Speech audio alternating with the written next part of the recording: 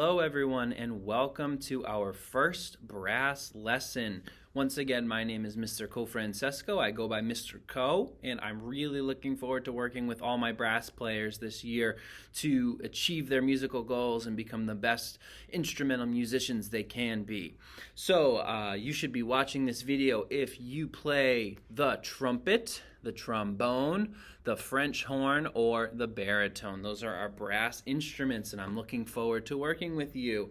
What you will need to have with you today is your first lesson homework page that you got at our first lesson and your instrument in the case.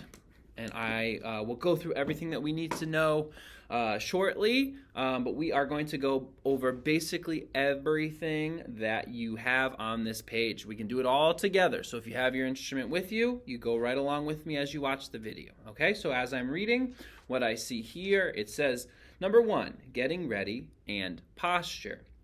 So the first bullet point says, open your case so that the latches and the label, if present, are facing you. Okay, so I have, I'm going to do this example on my trumpet right here, but this all applies to you all no matter what instrument you play, right? So I have my case. It has two sides that are long, and obviously on one side it has the latches. So according to this lesson sheet, it says the latches need to face me and the label. So here are my latches. So this side is going to face me, and it's the label side up.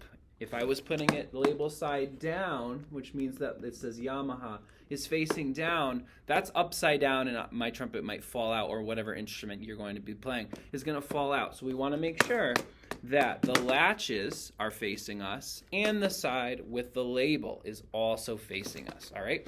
When you open it, let's make sure, I've seen it many times, students try and open the latches, it's even facing the right way, and then the case falls off their lap. So what we really need to do is open it on the ground. So you're going to take your case, put it right down on the ground, flip those latches up, then down, and then open that case. So now it's facing the right way, okay?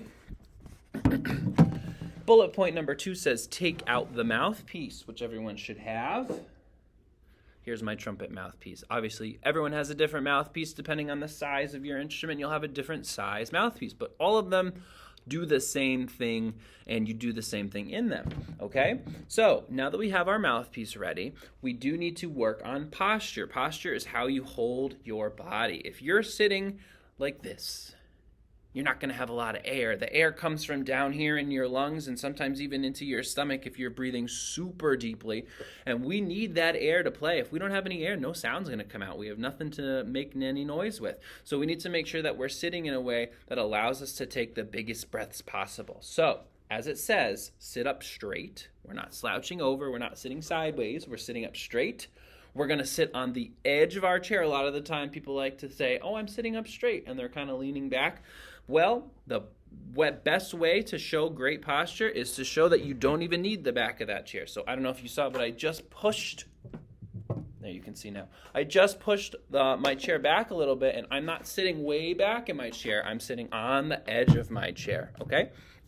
So the next thing says feet flat on the floor. If your feet are off to the sides, you're not really grounded and you could fall over, and that is not good. So we're going to make sure all that stuff is good. Then we're going to set up our music stand with this paper at a comfortable distance. So wherever your music stand is, make sure that you can see it, but it's not too close. All right, so that it's the perfect distance away. Now that we're good on that, we're going to move on to number 2 on our sheet. Number 2 says embouchure, how our mouths make the sound. That talks about the shape that we need to put our mouth and our lips in order to get a sound on any of these brass instruments, okay? So, and I'll switch over now. I'm going to take my trombone mouthpiece. How about that for a second? A little bit bigger, as you can see if you don't play the trombone. It is definitely one of the bigger instruments that we've got, so it is one of the bigger mouthpieces that we've got. Okay, so no matter what your instrument is, you're going to, number 1, position the mouthpiece in the center of your lips, not on one side or the other, but right in the middle, okay? So we're going to put it right there. Not making any sound yet, but the first step is to make sure it's in the right spot before you try and make sound, okay? Number 2 says, take a full breath of air through your mouth, firm the corners of your mouth and tighten your lips so that they'll vibrate. So we're going to make sure that our corners of our mouths are a little bit tighter, and we're going to put our lips together and make them nice and tight. I like to think this as saying the letter M.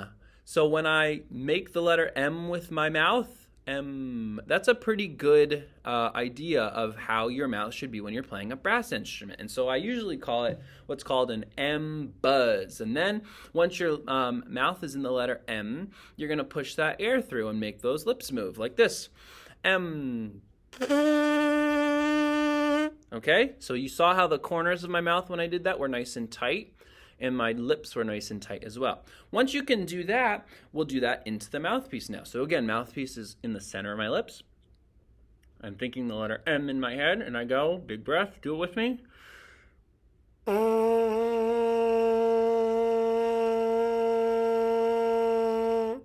How'd you do? Should we try it again? Let's try it again. So do a little checklist in your head as well. One more time. Ready, set, go.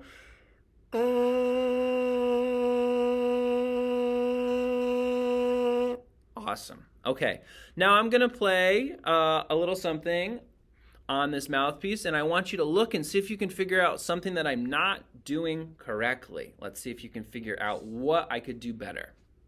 Here I go.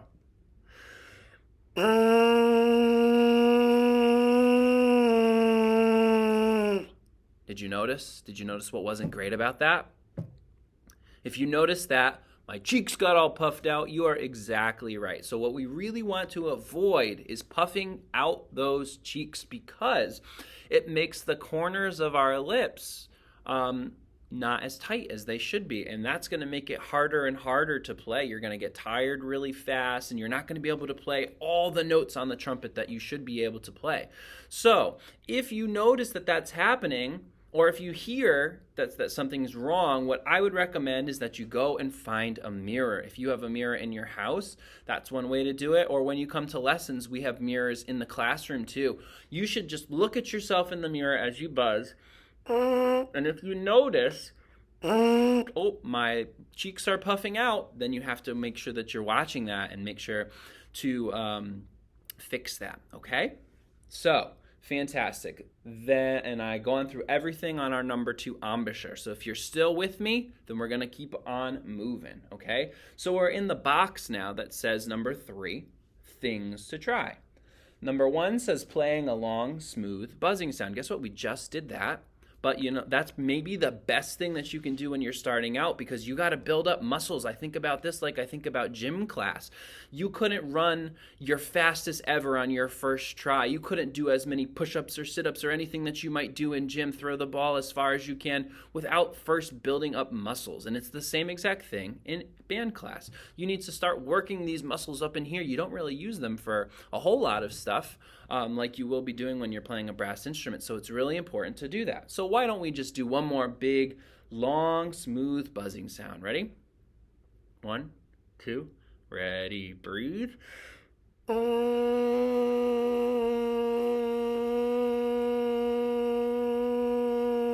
Nice job if you made it that far. That was a long one. Good work. The second thing on here, the second bullet, says trying different TATT and TT patterns that you learned in music class. We're going to skip that one for now just because that's number 4 on our sheet, and we're going to spend some time on it in just a couple of minutes. So we'll go over that one. And now it says do a fast buzz for a high sound and a slow buzz for a low sound. I'm going to switch over here to a different mouthpiece now. I'm going to take out my French horn mouthpiece, which as you can see is a lot smaller.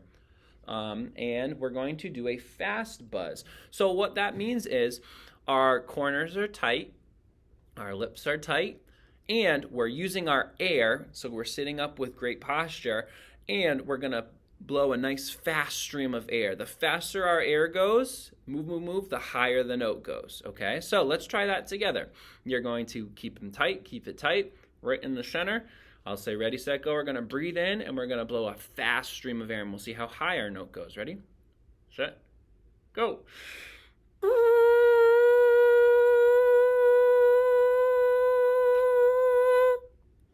Nice. Okay, let's try it again, and let's see if you can go even higher now. So again, a little bit tighter, and a little bit faster air. See if you can beat what you just did. Ready, set, go.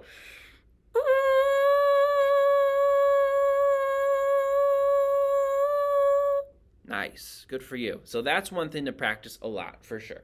The next one says slow buzz for a low sound. I'll switch back to my trombone mouthpiece here for a quick second.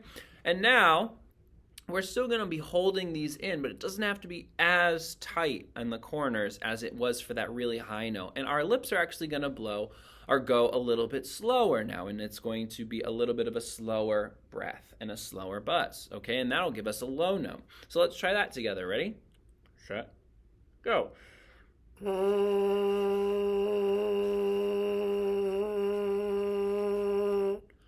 Nice job. That one's a little bit more relaxed. You don't have to push as hard, okay? So we're going to do that one more time, and now again, see if you can get a little bit more relaxation in your lips and a little bit slower in your breath so that it is an even lower note. Here we go. Ready, set, go.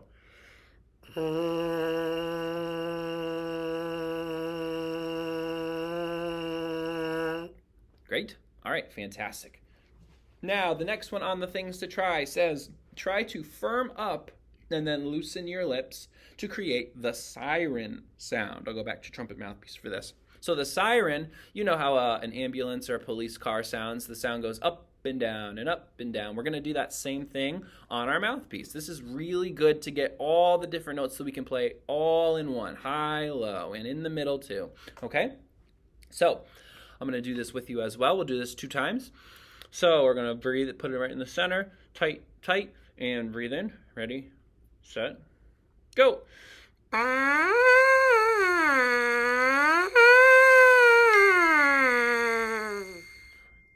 All right, how did that go? I should have said sorry before. We're going to do 2 sirens. One up, one down, one up, one down, okay? So let's give that another try. See if you can go even a little bit higher and a little bit lower by making those lips get a little bit tighter and a little bit looser on the way down. Ready, set, go.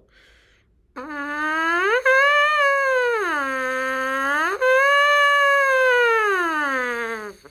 right, nice job. That's definitely something to practice.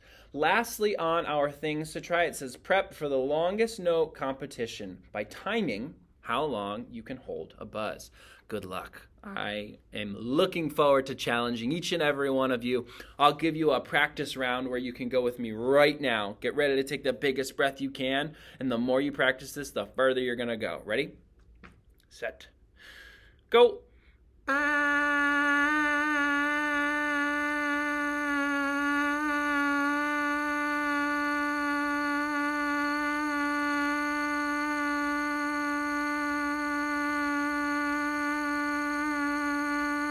Ooh, did you beat me? Good luck. That is really hard, and I look forward to challenging all of you to the longest note competition. Ooh, my lips are all tingly now. All right, the last thing on our list of things to do is TATT and TT patterns, okay? So we'll grab our mouthpiece, and we're going to try playing these patterns and then make one on your own. First, say the pattern out loud, then play the pattern on your mouthpiece. So we'll do the first one now. It says, read it with me. 1, 2, ready, read. Ta, ta, ti, ti, ta. That should sound familiar, right? I'm sure we've all heard that one before from our normal music classes. So now we're going to take our mouthpiece, we're going to put it there, and we're going to try and buzz that. Remember what we're saying, that ta, we're hitting the edge of our teeth, and we're saying ta, ta, ti, ti, ta, while we're buzzing. Okay, let's give it a shot. 1, 2, ready, go.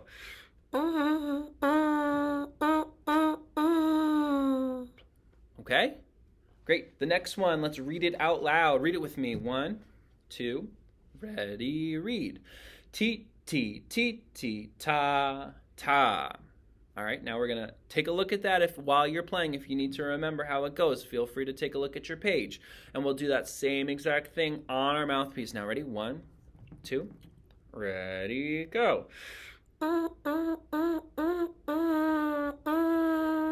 Okay, fantastic job. And our final one says ta, ta, ta. So in your head, you're thinking rest. Sometimes we open our hands when we do a rest. In other classes that I've taught, sometimes we say shh. For this, you're just going to think in your head. Ta, ta, ta. Okay? Try that. 1, 2, ready, go. All right, fantastic. So those are our ta and TT patterns. And it is something that I'm looking for you to do to come in next lesson with your own ta and TT pattern for me and the rest of our class to try. So you're going to write the song for us there, okay? Quickly before we wrap up here, I did just want to go over this bottom section of your sheet about how to check off what boxes and stuff. So I'll read this. It says, practice session, build up your buzz. Each day you practice this week, check off a box below. Each day you practice, you should do all of number 3, things to try, and all of number 4, ta and TT patterns. Try to play 5 to 7 times this week to build up your buzzing muscles. Like I said, it's just like gym class. If you want to get really good and be an awesome musician, instrumental musician, you got to practice and build up those muscles, okay? So and there are 7 days on here, right? Because it is a week until I see you next.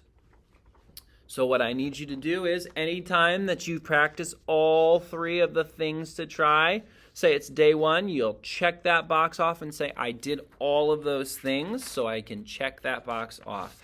If you did all of the ta and TT patterns, you'll check that box off for whatever day that you did it. Now, if you need to miss one or both of those things because you're busy or have a different thing scheduled, that's totally fine. You could always make up for it too by practicing twice in one day. So maybe it's the weekend and you have a little bit of time in the morning and you practice your things to try and tie and TT patterns, and then later on in the afternoon or towards the evening, you say, well, I missed Friday because I had to go and do something else. Maybe I'll do it again, and that'll still count as 2 different times that you do both of those things, okay? So as long as you get that 5 to 7 times throughout the week, you're still building up those muscles. And then finally, of course, we do need our parent signature or guardian signature right here. So make sure that they sign this. If they have any questions for me, make sure you let them know that they can email me.